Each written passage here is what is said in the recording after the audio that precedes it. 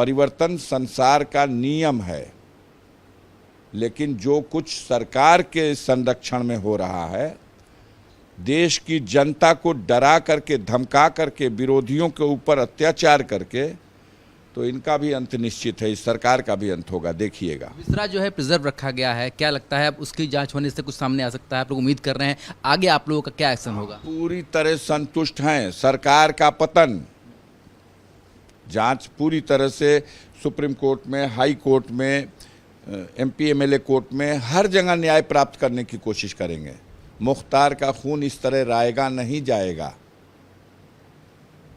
मुख्तार ने कुर्बानी दे करके सबके लिए एक शिक्षा दी है। अगर भगत सिंह नतमस्तक हो गया होता जालिम सरकार के सामने, तो देश आज़ाद नहीं हुआ होता। उसने अपना बलिदान दे करके और नौजवानों को एक शिक्षा दी कि सरकार के पतन के लिए संघर्ष करना है। उस तरह मुख्तार ने भी इन जालिमों के सामने घुटना नहीं टेका। अगर वो उनके सामने झुक जाते तो हो सकता है जैसे बहुत से लोग वॉशिंग मशीन में धो के साफ कर दिए जाते हैं, उनके भी सारे गुनाह माफ़ कर दिए जाते। लेकिन मुख्तार अंसारी जुल्म से लड़ना स्वीकार किए, जुल्म के सामने झुकना नहीं स्वीकार किए। तो इसलिए उनकी कुर्बानी देखिएगा, रंग लाएगी। लोगों ने दिलों में ठान लिया है और उसके इंसाफ दिलाने के लिए हर लड़ाई लड़ी जाएगी। जहर का मामला ऐसा है, इसका सबूत ये है, आज टेक्नोलॉजी और साइंस इतना आगे है कि 5 साल, 10 साल, 20 साल, 25 साल बाद भी मुख्तार अंसारी का एक बाल और एक नाखून भी वो काफ़ी है। ये बात अगर जांच के दायरे में आएगी तो उससे, जांच से ये सिद्ध हो जाएगा कि इसकी मौत जहर से हुई है या अपनी स्वाभाविक मौत हुई है। जनाजे के दौरान मुख्तार अंसारी की लाश दफन की गई है मिट्टी में, और बहुत एहतियात से, इस इंतज़ाम से दफन की गई है कि 2 साल, 4 साल, 10 साल, 20 साल जब भी खोली जाएगी उसमें सब कुछ सलामत मिलेगा, उस जांच के कार्रवाई को सहयोग करने के लिए। तरीके से दफन किया गया है, बस जैसे मिट्टी में दफन किया गया है, लेकिन इस तरह से दफन किया गया है, मिट्टी में ही इस तरह से दफन किया गया है कि जब चाहेंगे खुल जाएगी कब्र और उनकी बॉडी वहाँ मिलेगी, और उसका जो हिस्सा जांच में सहयोग कर सकेगा उसको जांच अधिकारी ले लेंगे और सिद्ध हो जाएगा। तो आप कह रहे हैं कि एक ना एक दिन ऐसा आएगा जब फिर से कब्र खुलेगी। सत्ता का पतन होगा, और जब इस सत्ता का पतन होगा तो सच्चाई जानने के लिए जांच बैठेगी, और जांच बैठेगी तो कब्र खोल करके भी इंसाफ पाने के लिए जांच होगी। जनाजे के दौरान आपकी एडमिनिस्ट्रेशन से बहस भी हुई? अब ये एडमिनिस्ट्रेशन वालों से जाके पूछिए कि जो मरमाहत है, जो अपने परिवार की, अपने भाई की लाश को सुपुर्द खाक कर रहा है, उसे कब्र में लेटा रहा है, उससे आप कहते हैं कि उस कब्र में मिट्टी डालने के लिए तुमने परमिशन नहीं ली है। अब हिंदुस्तान के किस कानून में, किस संविधान में लिखा है, हम कोशिश करेंगे कि हम पढ़ें। हम गलत होंगे तो हम सुधार कर लेंगे, और गुस्सा करने वाले लोग अगर गलत होंगे तो वो खुद सुधार कर लेंगे। डॉक्टर साहब, एक अंतिम सवाल आपसे ये है कि आने वाला दिन चुनाव का है, आप भी चुनाव के मैदान में हैं, और क्या लगता है आपको कि मुख्तार अंसारी की मौत के बाद पूर्वांचल के सीटों के समीकरण बदल जाएंगे? अब ये सब हमसे इसको चुनाव पे वो लोग सब अपना हर चीज़ को चुनाव में भजाने की वो लोग कोशिश करते हैं। हम इसे चुनाव का मुद्दा नहीं मानते, सरकार की नाकामी मानते हैं। तो भाजपा के अध्यक्ष भी कहते हैं कि मुख्तार अंसारी मसीहा थे, वो सरकार में शामिल हैं, इस समय मंत्री हैं। भाई, सुभाषपा के अध्यक्ष आज भाजपा में शामिल हैं, एनडीए में शामिल हैं।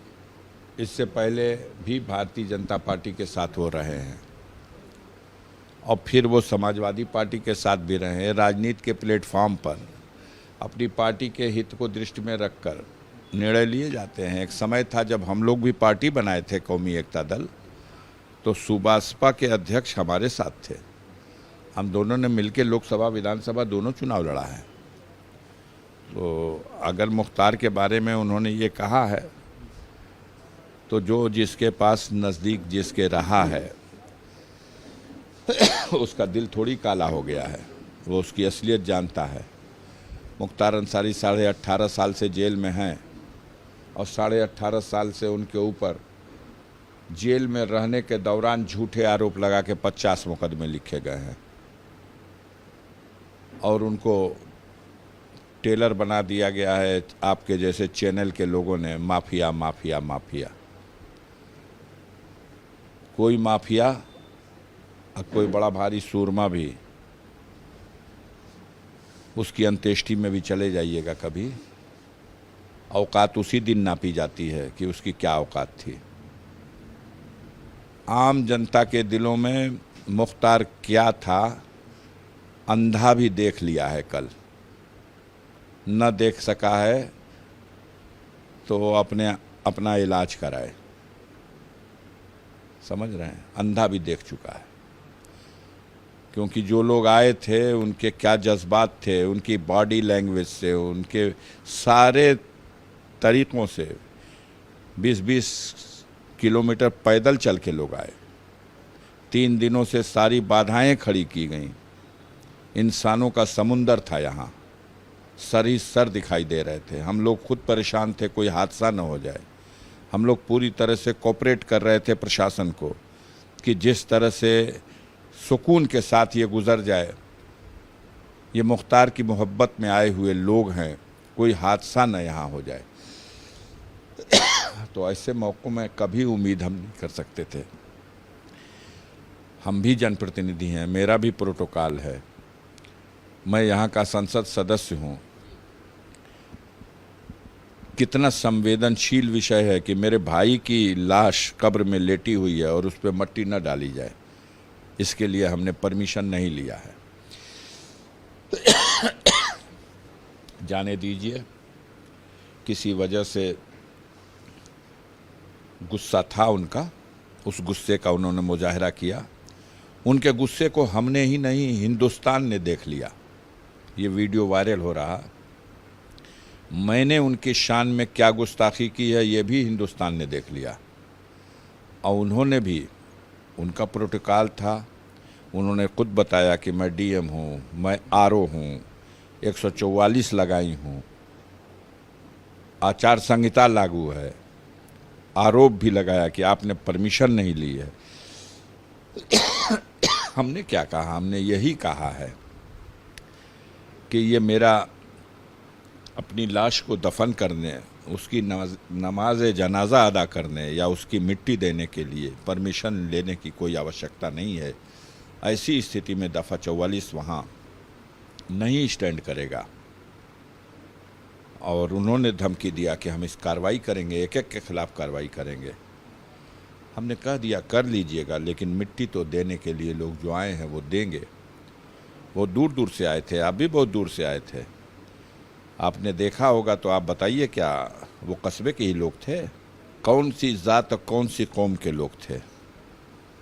क्या वहाँ सिर्फ मुसलमान थे? कई जगह हम लोगों ने जाकर देखा, मगर जिस तरीके से यहाँ पर जनसैलाब उमड़ा था और खुद आपने भी कंट्रोल करने के लिए खुद माइक संभाला था और उसके बाद वो लोग पीछे गए, वो लोग हम लोग देख रहे थे इस चीज़ को। और उस समय तक मेरा रोल क्या था? एसपी ने मुझे माइक दिया, मैंने अपील नहीं किया। बिल्कुल अपील किया, हम लोग तो कह ही रहे हैं, आप लोग पीछे नहीं किया।